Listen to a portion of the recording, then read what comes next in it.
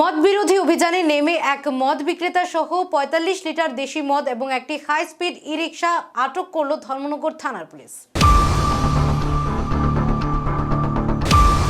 ধর্মনগরের প্রতিটি এলাকাকে মাদক মুক্ত এবং চোরা চালান নির্মূল করার লক্ষ্যে ধর্মনগর থানার ওসি নারগোপাল দেবের নেতৃত্বে মাদকের বিরুদ্ধে অভিযান অব্যাহত রয়েছে। এরই ধারাবাহিকতায় মঙ্গলবার সকালে গোপন খবরের ভিত্তিতে মদ বিরোধী অভিযানে নেমে এক মদ বিক্রেতা সহ ৪৫ লিটার দেশি মদ এবং একটি হাই স্পিড ই-রিকশাকে আটক করতে সক্ষম হয়েছে ধর্মনগর থানার পুলিশ। ওসি নারগোপাল দেবের নেতৃত্বে ধর্মনগর থানাধীন জেল রোড এলাকায় অভিযান চালিয়ে ক্ষীরোদনাথ নামে এক ব্যক্তিকে আটক করেছে পুলিশ। পরবর্তীতে আটককৃত ব্যক্তির TR05410 নম্বরের একটি হাই স্পিড ই-রিকশাতে তল্লাশি চালিয়ে মোট ৪৫ লিটার দেশি মদ উদ্ধার করতে সক্ষম হয়েছে ধর্মনগর থানার পুলিশ।